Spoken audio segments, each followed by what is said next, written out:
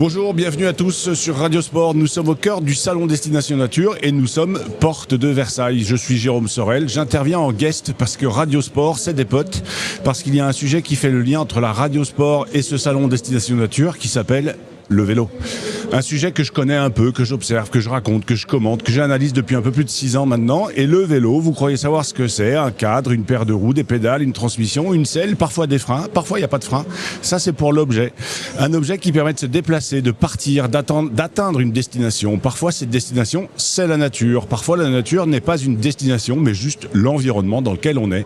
Et c'est ça qui est formidable avec le vélo, mon cher Claude. C'est que dès qu'on est dehors sur un vélo, on est dans la nature puisqu'on est avec les éléments. Une promesse d'un moment dehors, et si on se dit s'il suffit d'être dehors et sur un vélo, on est dans la nature, comme une vieille paire de chaussures, tout à fait, pour aller un peu plus loin, un peu plus vite, mais pas trop vite, aussi loin que vous le pouvez ou vous le voulez. L'une des promesses de ce salon, c'est bien de proposer un tourisme différent, un tourisme plus respectueux, plus naturel, plus lent, plus proche. Et évidemment que le vélo est un levier important, voire même un objectif ou un moyen. Et pendant ces émissions, nous allons explorer l'ensemble avec différents experts, justement, la place du vélo dans cet écosystème Destination Nature. Pour vous parler de cette promesse du vélo, partir, découvrir, prendre le temps, traverser les territoires, il faut peut-être écouter ceux qui vivent le vélo autrement et ceux qui ne font pas que pédaler, mais qui emmènent les autres pédaler. Et c'est exactement le cas de mon invité du jour, Claude Droussant. Il connaît très bien le monde du vélo, puis il n'y est pas arrivé par le chemin le plus classique. Pendant longtemps, il a raconté le sport au plus haut niveau, comme journaliste et comme dirigeant, notamment à la tête du journal L'Équipe. C'est bien ça, hein, Claude ? Absolument.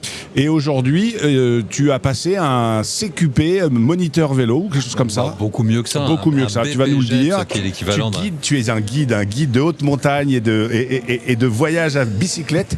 Et tu accompagnes aussi, je crois, des collectivités. Tu observes sur le terrain ce phénomène qui ne cesse de grandir, le tourisme à vélo, et tu même plus que tu ne l'observes, tu le fais vivre. Et il te fait vivre aujourd'hui. Oui, en tout cas, je le fais vivre. Il te fait pas encore vivre tout à fait. Ça fait jamais vivre assez. De toute manière, le secteur dans lequel on travaille, on aimerait toujours un peu plus. Oui, on aimerait toujours un peu plus. Non, j'ai eu la chance parce que moi, après une longue carrière de journaliste de sport, un petit peu par hasard, parce que tout simplement, j'écrivais des livres sur le cyclisme. Ouais. L'année du cyclisme, c'est toi, non ? J'ai écrit l'année du cyclisme, mais j'ai écrit des livres sur le Tour de France, sur les champions du Tour de France. Ouais. Et mon éditeur me dit un jour, tiens, il y a quelque chose qui est en train de poindre, c'était avant le Covid, qu'on voit arriver là, voyage à vélo, itinérance à vélo. T'as besoin d'un éditeur pour qu'il te dise que ça commence à poindre ? Non, mais moi je le voyais, mais j'imaginais pas qu'on pouvait en faire des guides, en faire de l'édition, en fait. Et l'éditeur me dit, toi qui connais le vélo, tu vas t'y coller. Je dis, je connais le vélo, mais je connais le Tour de France, ça n'a rien à voir. Ouais. Et puis arrivé le Covid, je m'y suis mis à fond dans ce qu'était le voyage à vélo, j'ai tout appréhendé. Puis, et tu es notamment l'auteur de ces atlas Strava. Voilà, j'ai effectivement créé cette collection qui s'appelle les atlas vélo. Ouais. Il y a un petit atlas gravel qui est en préparation, là, mon cher Jérôme. Donc il faudra attendre un petit peu, encore quelques semaines, quelques mois. Et cet atlas, mais c'est intéressant ça veut dire c'est un atlas qui va s'intéresser que sur la France, que sur l'Île-de-France, que sur l'Europe, partout dans le monde. Pour le tome 1, on va dire, parce que j'espère qu'il y en aura d'autres, parce que j'espère que la pratique du gravel, qui est devenue ma pratique principale, va continuer à rayonner, continuer à se développer. On est sur un atlas France qui donne 400 des plus beaux parcours en France sur 70 destinations. À mon sens, les plus emblématiques pour le gravel. Et qui couvre l'ensemble du territoire. Qui couvre l'ensemble du territoire. Métropolitain, puisque j'ai pris comme partie également de ces destinations, on y va en train. En décarboné. C'est possible, en décarboné, donc on ne prend pas l'avion. Mais est-ce qu'on peut mettre son gravel dans un van qu'on voit ici, à Évier, la van life ? C'est toléré dans l'esprit ou pas ? Oui, mais chacun fait comme il veut avec ce qu'il pense. Il place son curseur où il peut. Le van, je trouve ça très sympa, mais au bout de 2-3 nuits, j'en ai un peu marre quand même. Donc. Peut-être parce que tu as trop couvert le Tour de France et que tu as trop je suis un peu de la vieille génération. Il me faut rien tel qu'un bon lit dans un bon hôtel. Et rien tel qu'un bon train aussi. Qu'un bon train, c'est bien aussi. Je suis très adepte du train plus vélo. Tu nous racontes un peu, mais je trouve que c'est intéressant. Comment est-ce qu'on passe tu étais directeur de la publication à l'Équipe ? Oui. Directeur des rédactions, de l'ensemble des rédactions, web, TV, print. Et au fait, tu viens de nous dire que, en gros, tu as fait une transition et que tu as écrit des livres et des guides qui est finalement un peu un métier de journaliste. Comment est-ce qu'on passe d'éditeur et d'écrivain et d'auteur de guides à accompagnateur vélo et finalement... Complètement par hasard. Il se passe que quand j'ai commencé à éditer des livres sur l'itinérance à vélo, le voyage à vélo, tout ça, on m'a fait participer à des événements et on m'a même permis de participer au groupe de travail sur la stratégie nationale du tourisme à vélo. La fameuse Stratab. Voilà, la Stratab. Ouais. Et dans ce cadre, un jour, dans un groupe de travail comme ça, j'ai un garçon fort sympathique en face de moi, plus jeune que moi, qui me dit « Mais je te connais, je te lisais quand j'étais gamin. Et je suis surpris d'apprendre que tu aimes toujours le vélo comme ça, que tu aies cette connaissance. Vu tout ton parcours, il te reste plus qu'un truc à faire, c'est devenir moniteur guide. » Ouais. Moi, je lui dis... mon âge, oui, non, ça va, je le fais avec des amis, ça me suffit. Là. Il me dit, pense-y quand même. Et, je vais le dénoncer, c'était Julien Rebuffet, qui est directeur du syndicat Moniteur Cycliste Français. Ouais.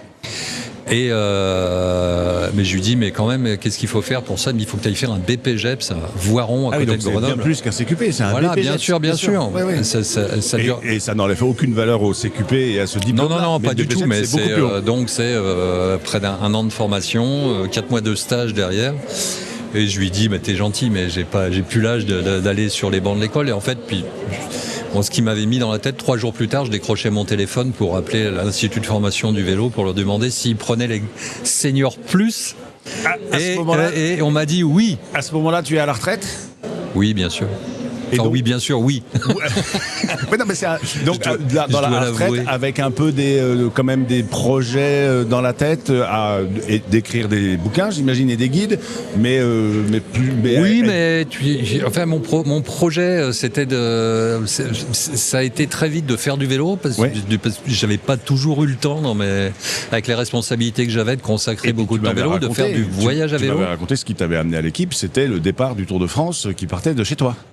C'est très loin de chez toi. C'est Paris-Roubaix. Mes parents étaient commerçants près de Chantilly à l'époque. Exactement. Quand j'étais gamin, le Paris-Roubaix partait de Chantilly, non pas de Compiègne. Et mon papa m'amenait tous les ans au départ de Paris-Roubaix, à une époque où il n'y avait ni barrière, ni bus comme aujourd'hui.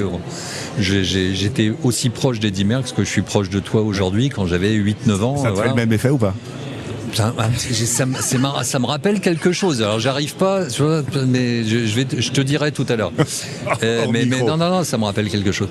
Non mais c'est intéressant. Ça veut dire que tu es rentré dans le journalisme par le vélo. Par le vélo, parce qu'en fait, j'ai fait de la compétition quand j'étais ado, et puis très très vite, je me suis rendu compte que je serais pas éligible pour le Tour de France. Et quelqu'un m'a soufflé, m'a dit, t'as qu'à devenir journaliste si tu veux faire le Tour de France. Tu vas le raconter, tu vas pas le faire. Et j'ai pas lâché l'affaire et voilà. D'accord. Donc tu fais un BPGEPS, tu es sur une formation qui dure à peu près 1 an, 4 mois de stage. 3 jours après cette conversation, redis-moi le nom de la personne, du coupable qui t'a... Julien Rebuffet. Julien Rebuffet. Qui est toujours en exercice, et toujours le directeur du syndicat des moniteurs cyclistes français, auquel j'appartiens. Je suis au syndicat des moniteurs cyclistes français, on est 1500 en France. D'accord. Et donc tu te lances, et aujourd'hui, donc, tu as ton diplôme et tu es moniteur de vélo. C'est ça ? Oui, moi j'aime bien dire moniteur guide parce qu'en fait, moniteur c'est plutôt l'apprentissage. Alors que guide c'est l'accompagnement. L'apprentissage, j'en fais volontiers. On fait par exemple du savoir rouler à vélo dans les écoles, on fait de la remise en selle dans les entreprises auprès de tous les âges. Mais en revanche, l'aspect, j'aime bien le côté guide, donc parce que c'est de l'accompagnement où on emmène des gens qui savent déjà pédaler mais qui ont besoin d'être accompagnés. Pas forcément. Pas forcément. Enfin, c'est des gens, bien entendu, ils savent pédaler, mais ça peut être aussi des débutants complets. Et on adapte tout au niveau de la personne. Et puis surtout, on les emmène en sécurité. Ça, c'est vraiment le mot-clé. C'est notre première préoccupation lorsqu'on est moniteur guide. C'est de ramener tout le monde à la maison. c'est que les gens soient en totale sécurité sur toute la durée de l'activité. Donc on a tout un tas de petits process qui font que tout ça roule, si j'ose dire. S'il y a des auditeurs qui se disent « Ah bah tiens, je vais faire la même chose », combien ça coûte une telle formation ? Alors ça coûte, si on doit la financer soi-même, c'est un vrai budget. Voilà, je dirais que c'est quelque chose qui coûte à peu près, on va dire 5 000 euros quand même, à peu près. Il faut compter entre 5 et 10 000 euros si on n'est pas sur place, en fait, il y a ça aussi. Avec les frais d'étudiant, les frais de vie étudiant. Mais vous êtes allé au Crous, ou pas allé au Crous pendant ce temps-là ou pas, quand tu étais étudiant ? Est-ce que tu avais des tarifs étudiants quand tu allais au musée, par exemple, à cette époque ? Tu te souviens pas ? Ah non, quand j'étais à l'époque... Quand tu étais étudiant, tu passes ton BPGEPS. Tu es étudiant. Mais tu sais que toutes les cartes toutes les cartes vermeilles de l'univers sont bien meilleures que toutes les cartes étudiants, mais bien sûr. tu apprendras ça, Jérôme, un jour. Dans 2-3 ans. Voilà. Et donc si on la finance soi-même, c'est un vrai budget, mais on a tous je sais plus comment ça s'appelle, puisque moi j'ai liquidé. Formation. Voilà, on a tous quand on a été salarié, par exemple, on a tous des crédits formation, et on peut effectivement le financer avec crédit formation. Moi, j'avais 2 types de clientèle, on va dire, dans ma promotion. Moi, bien sûr, j'étais un petit peu à part, étant donné ma génération. Il y avait soit des adultes à mi-vie professionnelle, des reconversions professionnelles, ou soit des plus jeunes qui venaient se former et qui mettaient cette corde en plus à leur arc. Ouais, okay. Aujourd'hui, donc tu as ton entreprise. Qui tu accompagnes ? C'est qui les clients que tu accompagnes ? Ce sont des touristes, beaucoup, à vélo, que m'amènent des collectivités, en fait, des offices de tourisme. Moi, je travaille beaucoup, et je travaille d'une part avec les offices de tourisme des territoires, globalement sur les Hauts-de-France et en Centre-Val de Loire. Ouais. Et également avec des agences de voyage qui eux commercialisent des voyages et ont besoin de guides parfois, même si je crois que la proportion c'est 90% des gens qui achètent des voyages à vélo les achètent en ce qu'on appelle en liberté. C'est-à-dire qu'on leur donne un GPS et puis avec l'itinéraire dedans, ils font ce qu'ils veulent, voilà, quand ils veulent. Mais il y a quand même 10% des gens qui voyagent à vélo qui sont rassurés par la présence d'un guide ou qui ont envie d'en savoir plus, parce que ce qui est intéressant en fait, j'aime bien guide aussi parce que moi, j'ai très vite adopté un côté guide touristique. Oui, donc la transmission, le patrimoine. Par nature, j'adore raconter des histoires, puisque ça a été mon métier très longtemps. Et de prolonger ça en racontant des histoires de patrimoine, de gastronomie surtout, aussi bien sûr, des histoires d'espace naturel aussi. Enfin, tout est passionnant. Enfin, voilà. Et il y a des gens qui viennent chercher aussi cet enrichissement, au-delà d'être en sécurité, puis de savoir que tout va bien se passer. Il y a aussi ce petit plus qu'on peut amener.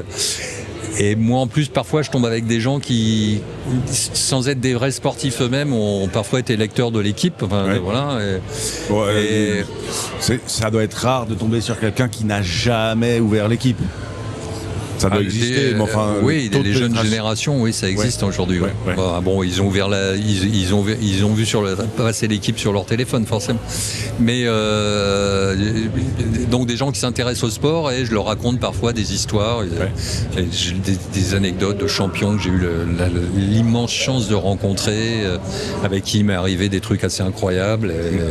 Donc c'est une façon aussi de transmettre. Voilà, c'était la transmission intégrale. C'est-à-dire, j'essaie de transmettre le peu que je connais de technicité du vélo, enfin qui va dans quel état doit être un vélo jusqu'au savoir rouler, quoi.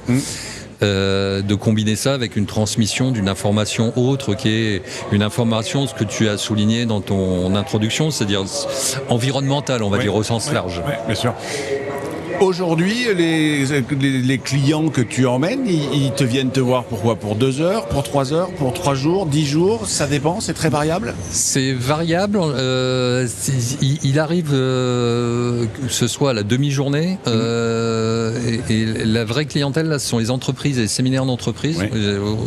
Où dans un séminaire d'entreprise de 3-4 jours, on aime bien caler une demi-journée, ou même plusieurs de grand air, quoi. Et puis dans ce grand air, le vélo vélo est un bon vraiment outil. est devenu un petit peu au programme ces dernières années. Et sinon, ça peut être sur des itinérances de plusieurs jours. Ouais, ça va, voilà. Très bien. Est-ce que tu n'as pas de religion entre le vélo assistance électrique et le vélo classique ? Alors ma religion sur le sujet, c'est que déjà, j'ai pas du tout. Quand t'appelles pas de religion, bien entendu, j'encourage tout le monde à essayer au moins une fois le vélo à assistance électrique. Je suis complètement fan du vélo à assistance électrique. Moi, je pratique les deux. Ouais. Et le vélo assistance électrique, je le trouve formidable, ne serait-ce que par le fait qu'il a amené plein de gens qui n'auraient plus fait de vélo à faire du vélo. Et puis il lisse aussi, il lisse le vélo assistance électrique. Si tu as un groupe avec des niveaux techniques et des niveaux sportifs très différents, le vélo assistance électrique lisse les différences aussi, non ? Pas tant que ça ?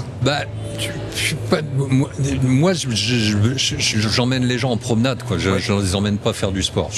Mais ça, c'est intéressant. On avait hier une discussion là-dessus, justement, et c'était la Fédération française de randonnée, la Fédération française d'équitation et la Fédération française de cyclisme. Et on parlait de randonnée.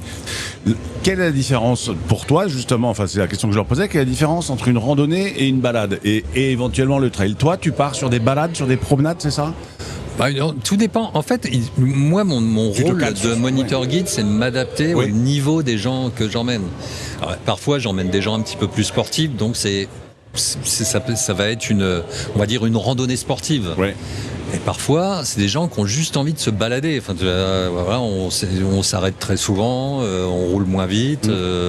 En fait, mon rôle en tant que professionnel du vélo sur cet aspect-là, d'accompagnement, c'est de m'adapter au client, en fait, aux souhaits du client, puis surtout à son niveau, parce que le niveau, c'est quelque chose que quelqu'un qui ne fait pas beaucoup de vélo ne perçoit pas vraiment quel est son vrai niveau. Il a toujours tendance à se surestimer. Ouais. Les gens, tu leur dis bon, on va rouler à 25 à l'heure. On va faire 25 de moyenne. Facile. Sur 1 heure, sur 2 heures. Ouais, voilà, pas si facile. Et donc, après, on adapte le curseur, voilà. Quand on parle de l'aménagement du territoire, aujourd'hui, est-ce que, Claude, tu as la sensation qu'il y a des territoires qui ont mieux compris que d'autres, en tout cas en France, sur l'importance de porter le vélo comme un levier ou comme un outil pour être dehors et pour promouvoir un tourisme un peu différent, un peu plus lent ? Alors, sur l'aspect territorial, il y a 2 aspects, en fait. Il y a on va dire le développement des infrastructures cyclables, ça c'est une chose, et puis on va dire le développement du volontarisme pour le tourisme à vélo. C'est 2 choses qui sont différentes, et bien entendu il y a des disparités sur tout le territoire. Les équipements, on le sait, aujourd'hui Paris est dans le top 5 des villes cyclables au monde. Il y a toi et moi qui avons été des cyclistes parisiens, qui sommes des cyclistes parisiens chevronnés, on se souvient, il y a 10 ans on n'aurait jamais cru ça, en fait. Et ça, on connaît le classement des villes, on connaît les mais toi, pour le coup, t'as plutôt. Et d'ailleurs, c'est intéressant. Est-ce que les balades que tu fais, c'est balade découverte du centre-ville, par exemple, ou plutôt balade en pleine nature ça dépend de la demande de ton client. J'ai fait sur Paris à l'occasion autour des JO où j'amenais ma culture olympique, puisque j'ai couvert pas mal de fois les JO également dans ma carrière de journaliste de sport. J'avais conçu une balade JO 2024 en fait, où on baladait à Paris autour des sites quand ces sites existaient. Et puis tu racontais ce qu'il y avait. Je racontais, ça me permettait. Sinon, donc ça m'a permis aussi de découvrir ce qu'était. C'est pas inintéressant le tourisme urbain. Aujourd'hui, je m'en suis un peu écarté, mais j'aimerais bien, pourquoi pas, y revenir. Sinon, j'ai plus de plaisir à emmener les gens dans ce qu'on appelle la nature, dans l'environnement naturel, un peu loin des villes, Et le gravel permet aussi cette caractéristique inestimable à mon sens de t'emmener à l'écart de la circulation. Ce qui est parce que il y a un vrai sujet aujourd'hui, effectivement, c'est la cohabitation des vélos et des vélos motorisés. Et emmener aujourd'hui c'est très difficile. Moi, j'ai pas trop envie d'emmener des groupes sur la route, par exemple. Ouais. Je suis pas très rassuré, quoi, en fait. Ouais. Moi, j'y vais perso, tout seul, voilà. Ouais. Je peux y aller avec quelques cyclistes un peu chevronnés. Et puis que tu connais. Que je connais. Alors que là, d'emmener un groupe que tu connais pas. Très compliqué à mon sens. Ouais. À mon sens, c'est trop. Enfin, moi, je me sens pas gérer ça, quoi. Il y a sans doute qui se sentent le gérer, mais. Ça t'arrive pour le coup, justement, là, puisqu'on parle de ça, de te faire peur ou d'avoir peur pour tes clients? Ça m'est pas arrivé vraiment. Non, j'ai jamais eu trop de problèmes. Il peut y avoir. J'ai vu quelques chutes bénignes, quoi, on va dire. J'ai jamais eu de problème. J'ai jamais eu une seule fois à aller chercher les secours, par exemple, à faire appel à des secours extérieurs. Ce en quoi je suis formé, voilà, dans la formation du BPGEPS, il y a une partie très importante qui nous est enseignée en fait de secourisme et comme j'étais près de Grenoble, en fait, on a eu cet enseignement par des secouristes de haute montagne, donc c'était super intéressant. Mais non, j'ai pas eu appel encore à faire des secours. J'espère que j'aurai pas, mais en tout cas, si ça arrive, je le ferai. Oui, voilà, bien sûr. Pour. Tout peut arriver, hein, oui. Parce que n'importe où, une mauvaise chute peut. Ça peut arriver. Ça peut être grave, voilà. Donc, bien sûr. Et qu'est-ce qu'ils disent tes clients une fois qu'ils sont partis se promener, peu importe que ce soit 2 heures, 1 heure ou 5 jours, quand ils ont terminé, quand la prestation est terminée, quels sont leurs mots? Alors, très factuellement, aucun n'a porté plainte jusqu'à présent. Ma transition était peut-être pas très à droite entre. Est-ce qu'il y en a qui se sont fait peur? Non, mais je pense que plutôt, c'est un peu moi, j'observe à titre collectif ce qu'on ressent nous à titre individuel. C'est-à-dire que quand on fait une journée de vélo, il y a des moments difficiles. Oui. Il y a toujours des moments difficiles. Ça, je les préviens à l'avance. Même les plus sûrs d'entre eux disent ça va. Ce sont tous des moments difficiles. Mais par contre, on a une espèce de satisfaction intérieure qui est physiologique à avoir fait cette journée en plein air. Souvent, c'est des citadins. On leur fait passer une journée dehors et tout. Donc, il y a plutôt cette espèce d'euphorie, des endorphines.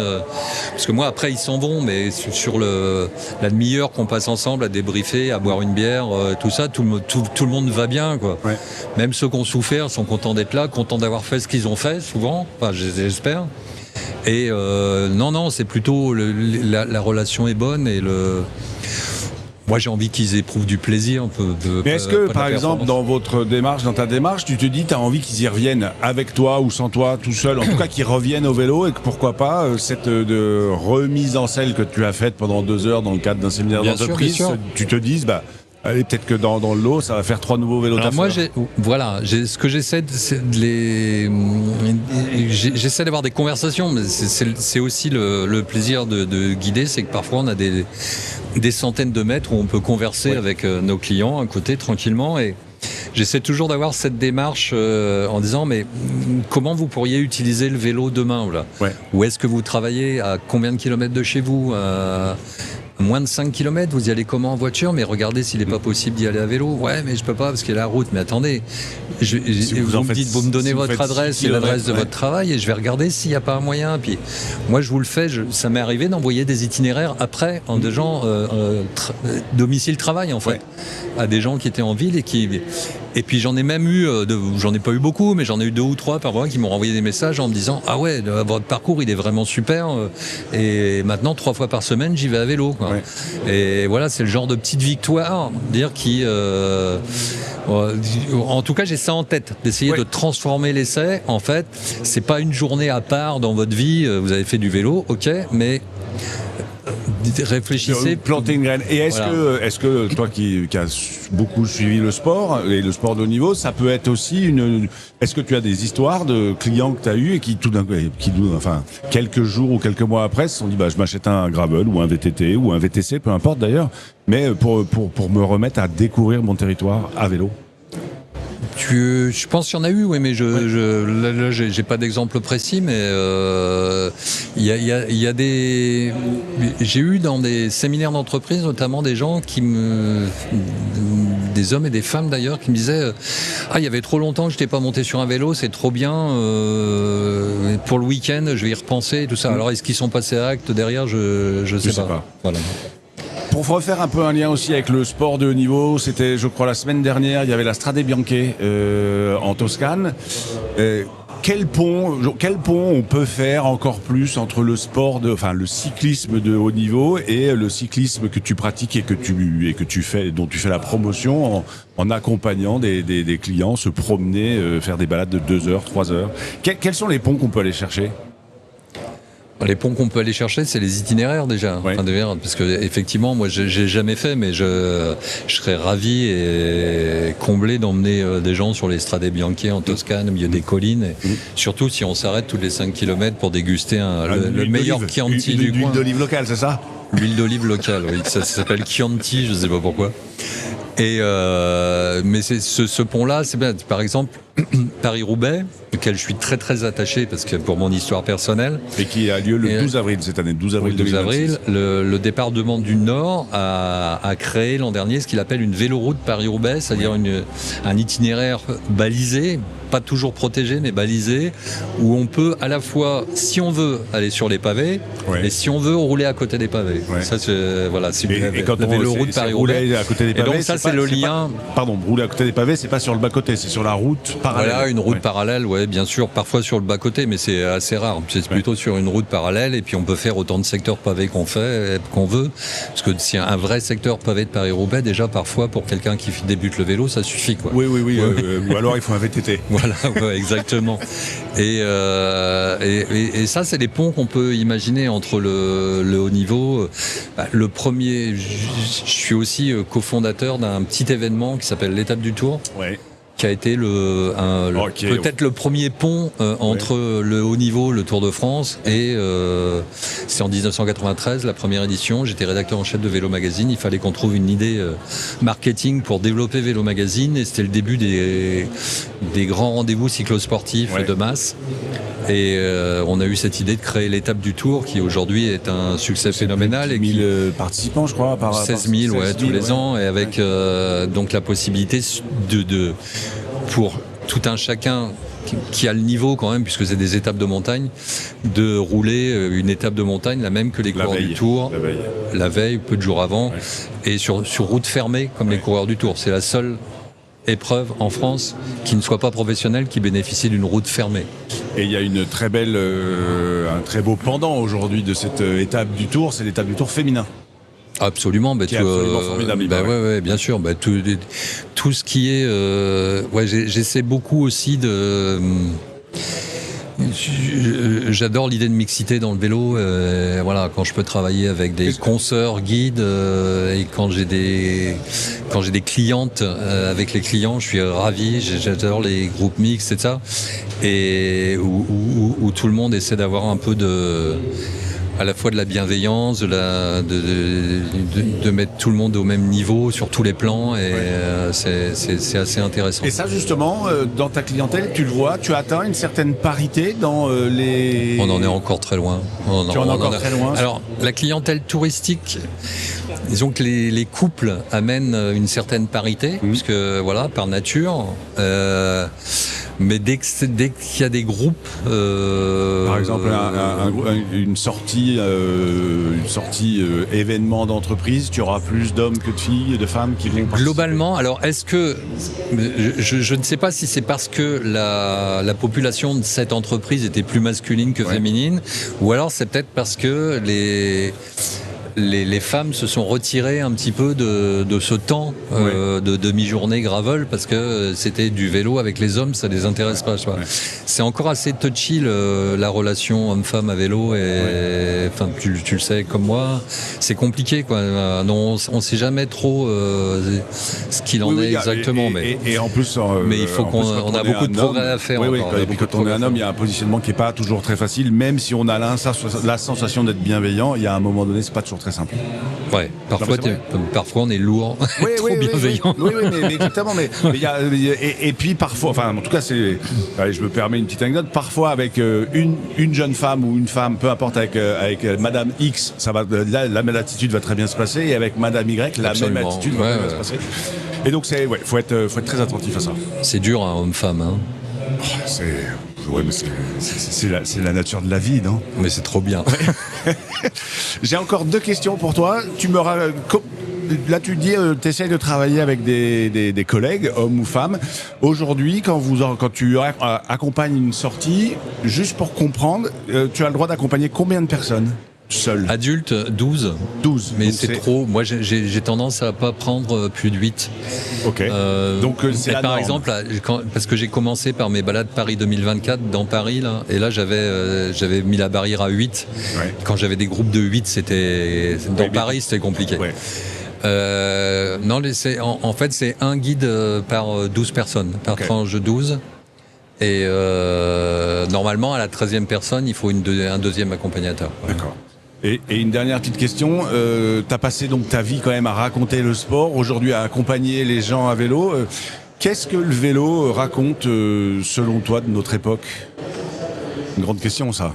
Oula, je m'attendais pas à celle-là. Qu'est-ce qu'il raconte de notre époque? Oui, parce qu'on le voit bien, il change. Enfin, le vélo change, la société change. Parfois, ça va ensemble, parfois, ça va pas ensemble. Est-ce que, par exemple, je vais la poser autrement, est-ce que quand tu as mis le pied dans le monitorat vélo, le moniteur guide vélo, tu t'attendais à une telle population en face de toi et à un tel dynamisme? Moi, je m'attendais à une dynamique plus importante, si tu veux, étant donné que je m'y suis mis vraiment il y a 3-4 ans. Ouais. On était en pleine dynamique de sortie de Covid, on va dire. Oui. Et c'est le moment où il y a eu un rush sur le vélo, qui est un petit peu... c'est un peu disons, sur l'année écoulée, là, on va dire que c'est devenu un peu flat, quoi, en fait. Ouais. On n'est pas encouragé par la politique gouvernementale actuelle, alors qu'on avait en 2021-2022 un plan vélo extraordinaire jusqu'en 2030 qui était prometteur. Oui, de 400 millions, 350 millions. Voilà, disons, moi je trouve que ça progresse pas assez vite. En fait, la dynamique est toute relative. On sait que l'industrie souffre beaucoup. Mais on sait aussi que quand on regarde les chiffres de ce qu'on appelle les accessoires et les pièces de rechange, les pneus, les plaquettes de frein, etc., c'est plutôt en progression, et les vélos roulent plus et ils sont plus réparés. Oui, parce que beaucoup de gens ont acheté des vélos et maintenant ils les font réparer plutôt que d'en acheter un deuxième. C'est vrai qu'un vélo, c'est un objet cher déjà, qui représente un vrai investissement pour tout un chacun. Et puis qu'il faut entretenir. Qu'il faut entretenir, mais c'est surtout cet investissement, on le renouvelle pas tous les ans, donc voilà. Non, moi je suis quand même un petit peu... il y a 2-3 ans, franchement, je pensais que la dynamique allait être plus importante. Mais alors là, pour le coup, je vais poser la question autrement. Est-ce que finalement, il faut pas avoir d'attente au niveau national, mais il faut avoir des attentes au niveau municipal et au niveau régional ou au niveau départemental? C'est ce que tu me disais hors micro. Tu travailles beaucoup avec les départements et tu l'as dit. Oui, parce qu'aujourd'hui, ce sont les territoires qui font vivre le vélo. C'est pas du tout c'est pas l'État. Voilà, l'État a stoppé, est en pleine inertie depuis plus d'1 an maintenant. Ce sont les territoires qui développent le vélo, bien sûr, sur l'aspect équipement. Pas tous, mais ceux qui l'ont compris le font bien. Avec l'envie d'apprendre et l'envie de le faire bien. Ouais, bien sûr. Tu travailles, toi, avec ces gens-là, tu les accompagnes dans l'organisation de leur structure, leurs itinéraires cyclables ou les itinéraires sur le plan. Sur le plan itinéraire, oui, je fais beaucoup d'itinéraires pour les territoires. Donc tu es payé pour ça? Oui, ouais, tout à fait. Et par contre, j'accompagne pas de territoire sur sa politique cyclable et sa capacité à équiper son territoire de cyclables et tout ça, parce que je suis pas à 100% piste cyclable. Moi, je pense que il y a une vraie réflexion qu'on devrait avoir, mais globalement au niveau de la totalité du territoire français. C'est qu'on peut pas appliquer. On rêverait tous qu'il y ait autant de Français qu'il y a de Néerlandais qui fassent du vélo en proportion de la population et tout ça. Mais on n'a pas la même superficie, c'est pas le même pays. Voilà. On a un pays où la ruralité est quelque chose de très important. C'est ce que me disait hier un invité ici. Où surtout il y a une immense part du territoire de liaison, de chemins, de petites routes et tout ça, qui ne sont quasiment pas fréquentés par les véhicules à moteur, les motorisés, et qui pourraient être réservés au vélo. Moi, puisque je fais de la recherche sur les itinéraires gravel, c'est incroyable. Je n'imaginais pas qu'il pouvait y avoir autant même de voies rurales, communales, de chemins qui sont carrossables et tout ça. Et plutôt que de vouloir multiplier les pistes cyclables qui coûtent très cher, et on sait que les budgets des territoires, c'est une vraie question aujourd'hui. Est-ce qu'il ne faudrait pas aller vers une recherche de ce côté-là, de façon à pouvoir implémenter le vélo mieux également dans la ruralité? Parce qu'aujourd'hui, le vélo au quotidien, c'est un sujet urbain. Dans la ruralité, peu de gens font du vélo au quotidien. Je sais quand même que ce sujet, et on va terminer là-dessus, je sais quand même que ce sujet, il est de plus en plus porté, et il est de plus en plus, ce sujet des petites rues communales, rurales, est de plus en plus identifié comme un relais plutôt que de construire des pistes cyclables, utilisons ces routes et fermons-les aux motorisés. Et peut-être que tous ces territoires qui se cherchent, il va falloir qu'ils achètent ton guide, ton atlas du gravel, parce qu'ils vont trouver des itinéraires cyclables pour aller pour le quotidien. Oui, aussi des bouts d'itinéraires cyclables pour le quotidien, mais là c'est vraiment des itinéraires pour s'évader en fait. Et tu nous tiens au courant absolument. Et on en reparlera. Quand est-ce qu'il sort ce livre? Dans les mois à venir. La date n'est pas encore fixée. T'as toujours pas rendu ton manuscrit, quoi. Comment tu sais ça? Merci beaucoup, Claude.